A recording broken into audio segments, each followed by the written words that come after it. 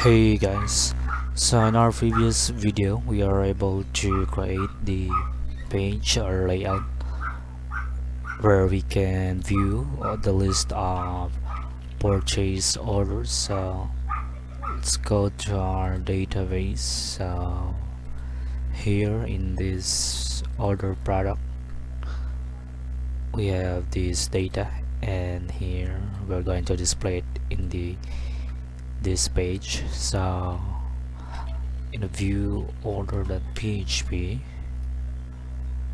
so let's remove this other two list, this one. If we refresh and see, we have one remaining, which is this one. Then let's remove this one. So here we're going to create a script, and we are going to pull the data here. So here let's create a script. So let's just go to product view, then here let's just copy this and paste it here. So we'll have, we can easily write the queries. So what inside the statement, so currently if we refresh product, we don't have the product on line 29. We don't need this one. Also the PID, we don't have the PID because we're going to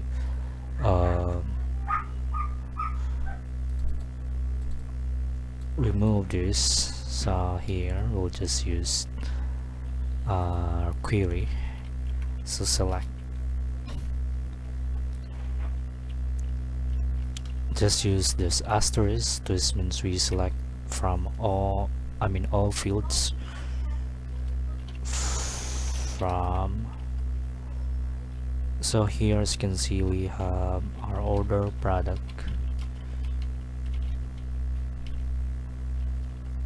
Also we need to display the supplier, the product. So supplier, we'll need to add the suppliers table. Also need the products table.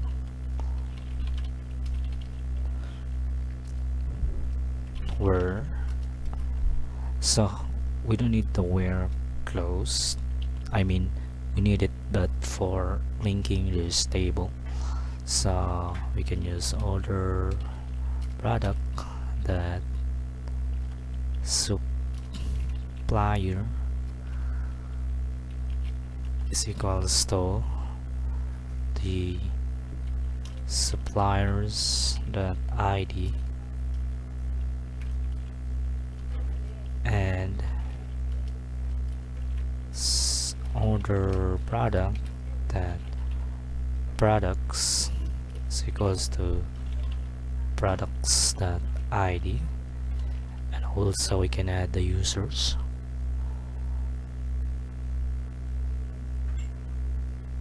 So here the created by and users dot id or order product that created by is equals to order or users dot id. So here we also need to add the users since we don't have the users. Now we refresh, as you can see, no error. So here we can remove or just dump the rows.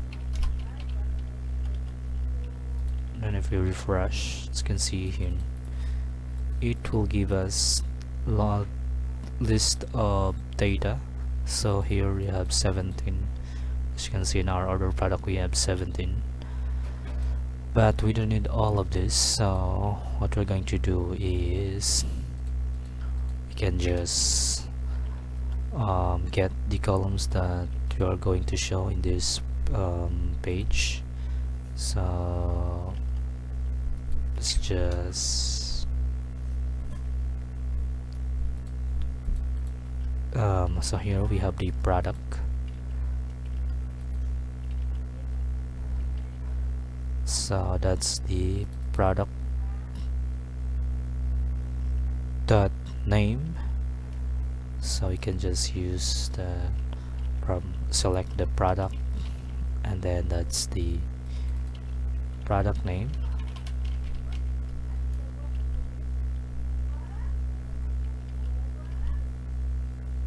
We'll have the quantity. So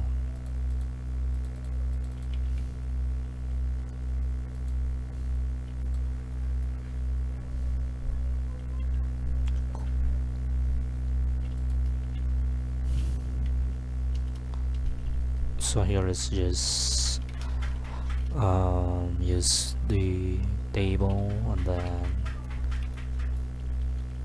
the name of the column. Then you also need the user first name, last name. So user first name, user that last name. Then we also need product quantity ordered. So the supplier names, here we have supplier names, name. Then here status, which is inside the order product. Status, then the created by,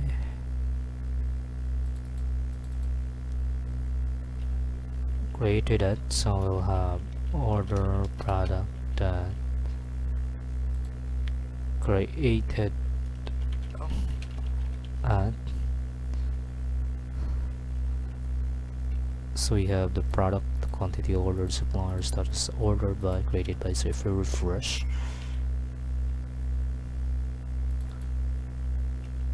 so this product will be name,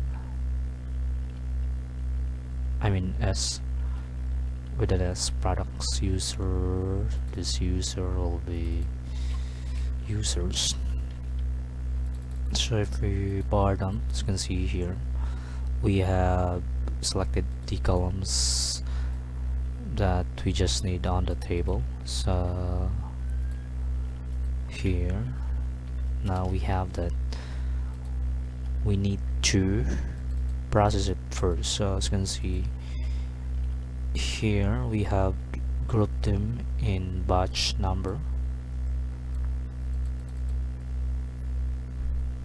So here you can do the add a data of array. Then here you can loop to the, so instead of rows, let's use purchase orders. Then here let's do data. Then here let's use the batch number as the key. So this will group the data, so it will store it in this variable by the batch number. Before that, we'll just add another column, which is the batch. Then here you can use the batch. Then this one, this will add a new data. So let's just insert the purchase order. So now if we bar dump the data, then die, if we refresh, as you can see here, we have the batch number and then the list of products. So we are able to successfully group them by batch. And then of course let's just order the data, order by order product that created at, and then here decreasing or descending, so this will pull the recent data. So 647 is our first element. If we refresh and bottom, it's now 658.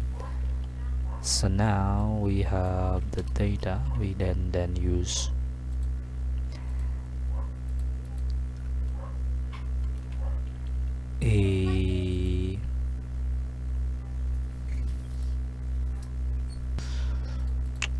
we can then use or add a loop. So here, so for each data, so the key is the batch ID, and then here the batch PO, then inside let's use the closing for loop. So if we refresh, so as you can see we have shown the batch, how many batches it is. 1 2 3 4 5 6 batches of purchase orders. And then here we can then use this one. So the batch ID, can use this, insert the real batch ID from database. Let's see, as you can see they are not different. Now here we need to loop. So the batch PO, this stores the rows of products that we ordered for this batch.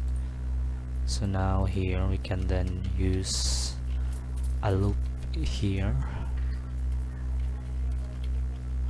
then also let's close it inside the loop, or store the tr inside the loop. Then here we can then use this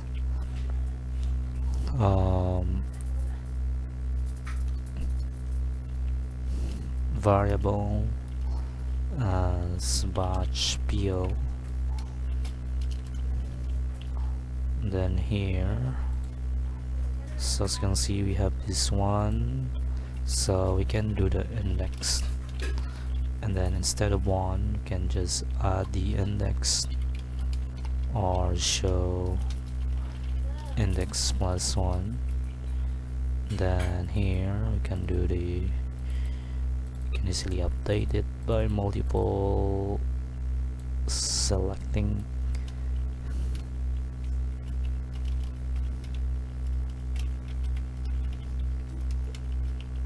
And then here we have the name, the product name, here the quantity ordered, and then here the supplier name, status, the order byte, so it's a combination of first name and then the last name. Then here 80 that. So if we refresh, as you can see here we have, for this batch we have 3 products, this batch we have 1 product, this batch we have 2 products. Then here also here, and then also this batch. So So now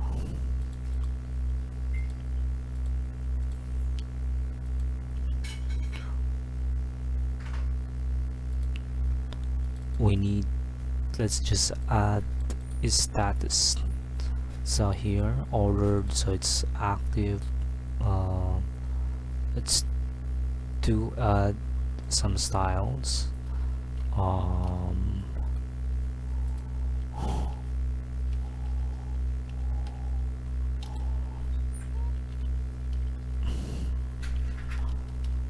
Padding 2px by px, border 1px on the red. Sorry. So these status, let's put it inside a span.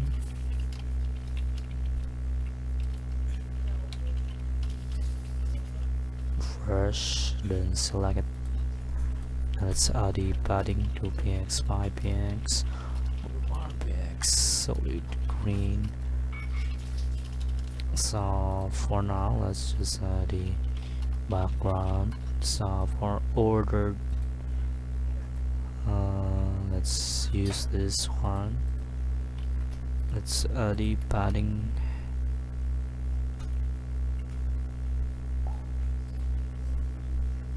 So here we can add a class, then here class PO badge, then here we'll just use the name of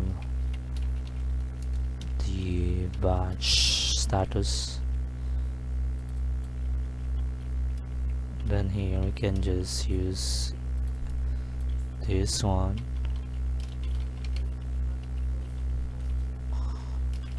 Log in the CSS.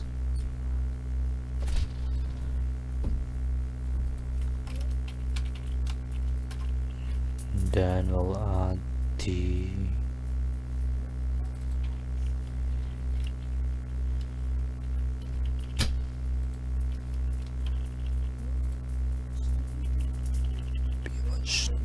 padding, and then here if you refresh, as you can see we have this PO badge ordered. So we can then add the background and the border color. So for ordered border color green, but since it's still unordered, so it's pending, you can just use red.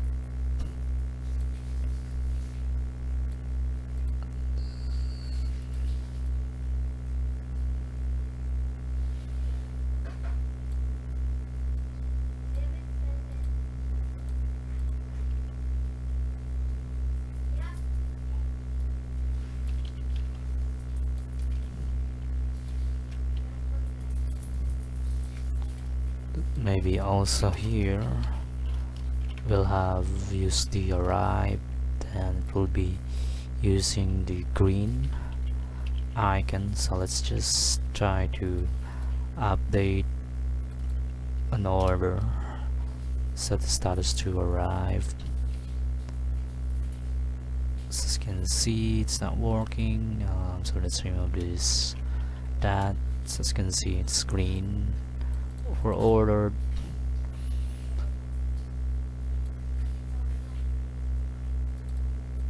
So maybe we'll just use pending. So here we can just update order product, set order product, that status equals pending.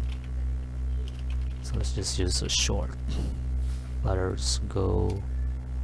So if we refresh, it's pending, then here it will be pending.